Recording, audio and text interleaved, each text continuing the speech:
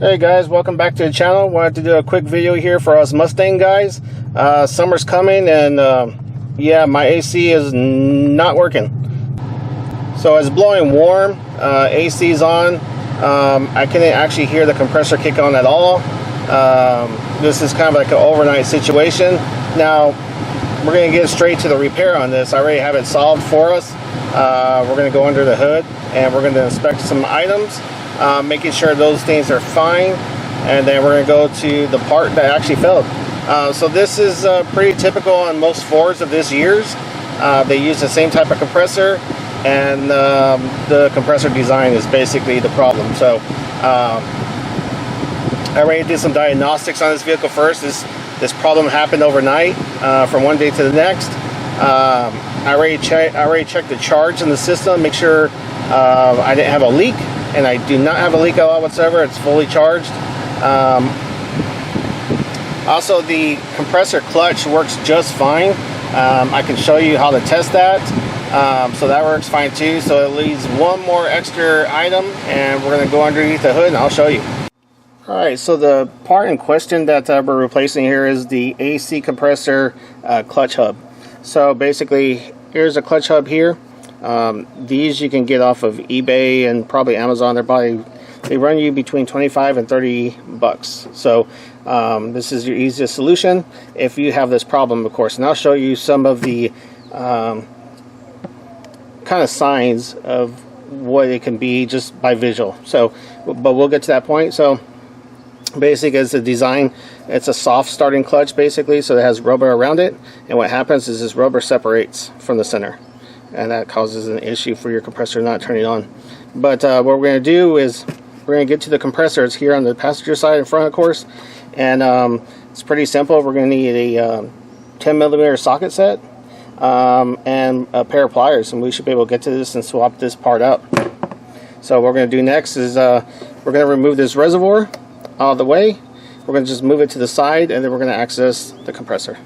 Alright, first thing we're going to do is we're going to relieve the pressure in the cooling system first. If you still have pressure in the system, we have to remove this top hose, and the pressure in the system will actually push coolant out of that hose. So I'm going to take this off just to relieve the system. We should be able to access this hose now. Pull this guy off.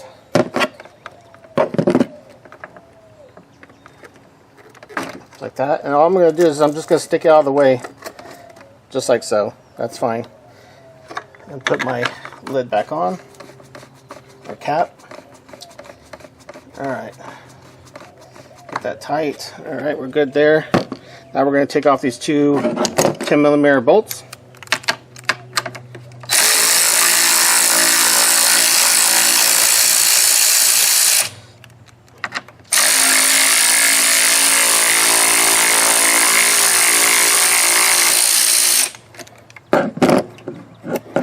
Alright, and all I'm going to do, there we go. What I'm going to do is take off its slot. All I'm going to do is I'm going to move it over that way, just like so.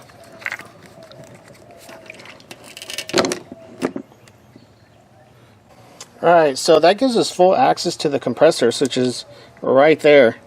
Let me zoom in here, see if we can see how close we can get it here. There we go.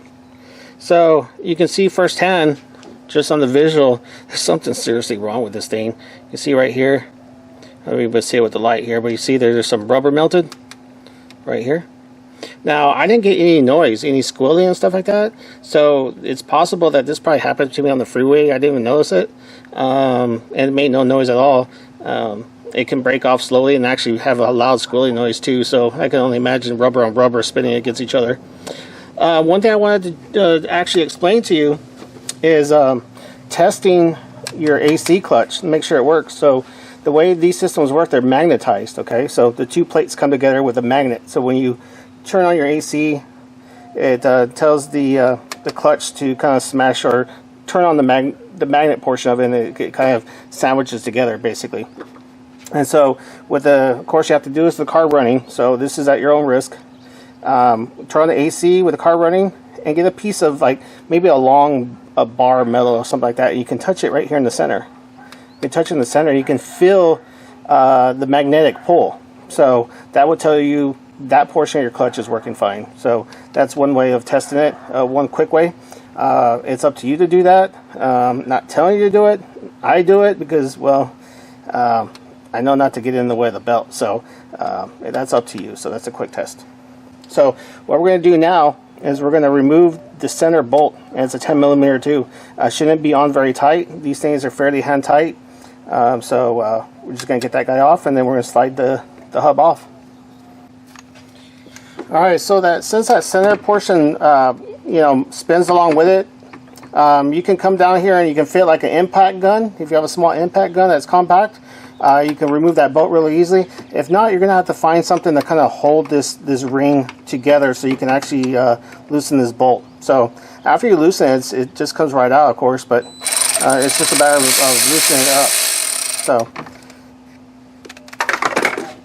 you're just going to have to find a way to hold this inner portion in. Basically what you're looking at here, this inner portion here, find a way to hold it.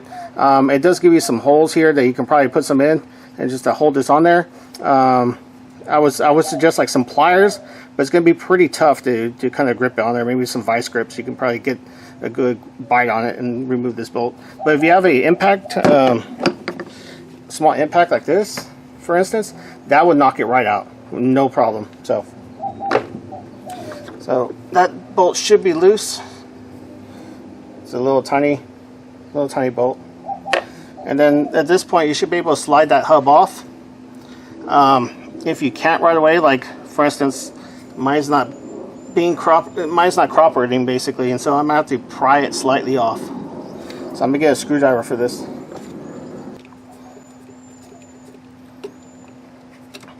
Just be able to grab this middle hub.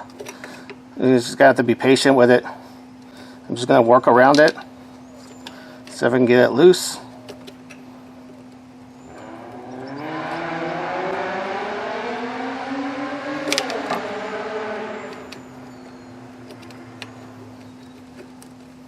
Let's see if I get down in there and get it wiggle off here. There we go. I'm going to wiggle it off. Just stay with it. Just got to be patient. So here it is. Just wiggle it off. Now we're going to have to clean this up quite a bit. And so I was going to remind you, when you're pulling this off, be a little bit careful. If you see inside there, there's a spacer. That's the space we need for the two pieces of fit, so it has to be spaced apart. So we're going to reuse these. Unless you have a filler gauge, the kit does come with new spacers and a new bolt.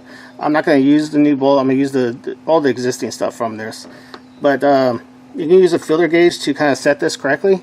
And I'll give the specs in the description. So if you haven't ever used a filler gauge before, it's just these guys here. You can pick with a setup like this at Harbor Freight. So we're probably going to be around this range here, but you can use a filler gauge, or if you don't know, we'll just use the spacers that were in there already. So they're already gapped. So what I'm going to do here is I'm going to clean off all the debris. Make sure the surface is fully clean.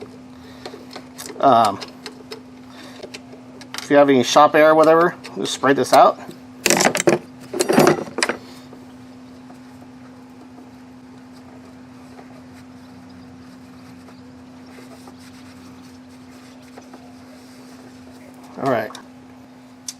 Alright, so the first thing I'm going to do before we're going to start a new thing, we're going to get the spacers out of here. So it's a matter of, you can just get your bolt, or maybe flip around if they come out. Just push it from the back side here. Make sure that you drop out in your hand. And mine did. You see mine had several spacers. So the kit comes with 3 spacers, okay, so this is good. Mine came with 3. So I'm going to do, so I got to transfer this to the new unit. So what I'm going to do is I'm just going to get a little bit of grease. Get some grease here. I'm going to put some grease on it. And all the grease is going to do is going to hold it tight for me, that's it. It's not necessary, but for me, I'm just going to grease them up. Because it's tacky, basically, is what I'm getting at here. So when I put in the new unit, I can drop it down in there. I can smash them down, right? It's probably good to put a little bit of grease on there anyway. On the spines, you see it's not coming out. So that's a little trick. Unless you're real careful, you can put it down there and you'll be fine too. That's up to you. So before we install this, we're going to clean this off with some brake clean. This surface, the mounting surface here. So what I'm going to do here, let's get our old unit. Oh, you want to see the old unit? Check this guy out. It was totally melting apart. Pretty nuts. Anyway, get some brake clean on the cloth. You want to clean all these parts anyway. Usually when they ship these, it has like a light oil on it, just like your brake parts basically. When you get rotors and stuff like that, it has that light oil just to protect it from corrosion. So I'm just going to clean this off. And then I'm going to do the same on the clutch down here as well. Just clean it up with some brake clean just to clean up that surface, make sure that when they meet, they engage correctly.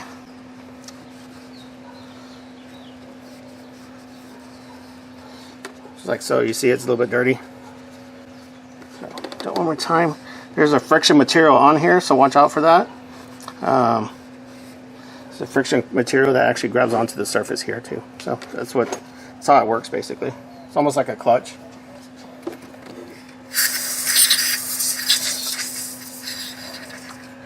Just a little electronics duster. Cleans it up real quick.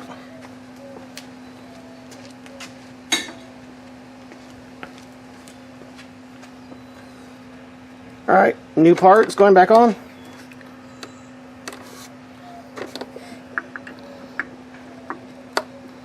Gonna line it up.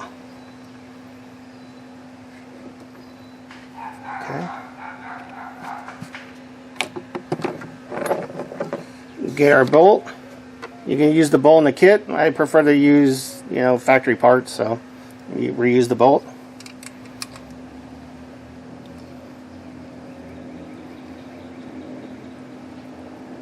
Okay.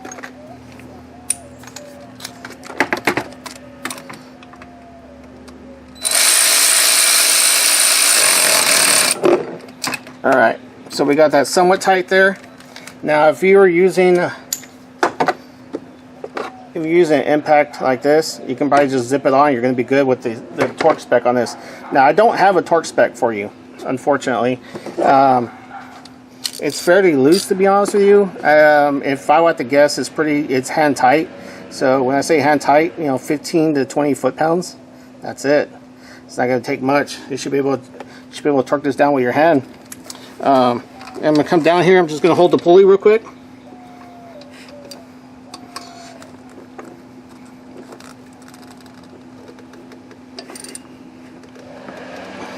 Just going to hold it. Another way you can do it too, if you're not totally sure, you want to get some torque on it, you can get a pry bar. You can stick it about here on one of those fins. So what I'm doing, if you can't see right here, I'm going to try to put the pry bar like right on this fin right here, basically. This is what I'm trying to get at. I know it's way down there. I'm not sure you're going to get it on camera here, but I'm just going to hold it here. I would do it with the impact, but I wanted to show you like you can do it with hand tools, okay?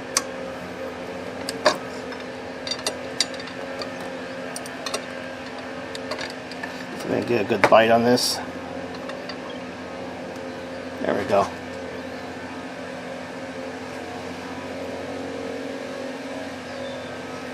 That's it. I was able to get a pretty good bite. Able to torque that down by hand pretty good. So that's pretty much it. Next thing to do is we're going to put everything back together here. I would say test it, but we're going to have the reservoir hooked up for this because you're going to have coolant spray everywhere. So we're going to put the reservoir back on, put the hose back on, put everything up. We should be able to still see it. Better yet, once you turn on the AC in the car, you're going to feel it, right? So basically when we turn on the AC, what you want to see is that thing to engage. You want see everything turning. If everything's turning, it's engaged, and it's fine. But we still got to test it a little bit. So turn off the AC. After you see it engaged, turn off the AC and make sure only one portion's spinning. Okay, not the middle portion. Alright, so or none of it's spinning. So the you know, when the system's off, make sure the belt's spinning, of course. That's going to spin the pulley, but make sure this outside is not spinning. And the reason I'm telling you this is because of the spacing. That one spacing I was telling you about that you're going to test with the factory spacer, and just in case the part you get slightly off or whatever, the tolerance, then you can go to your filler gauge. And your filler gauge is going to be able to hug right behind it. I know you're not going to be able to see what I'm doing, but what I'm doing here is I'm going to the two surfaces and making sure my filler gauge goes in there. It doesn't go on smooth, but it kind of goes in roughly, but it goes in, okay? So basically this is what you're doing with the filler gauge. And that's it. So that's what I'm saying. The only test to do is make sure the system's off, make sure this part isn't spinning, the AC is on, make sure this thing is spinning. So that's your test. So I'll fire everything up. We're going to fire it up and see if it works. Alright, back in the car, we're going to test it. Hit that power, AC is on.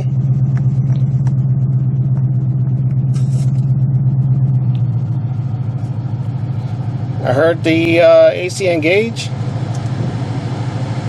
See if this air comes out cold. Make sure we did everything correct here.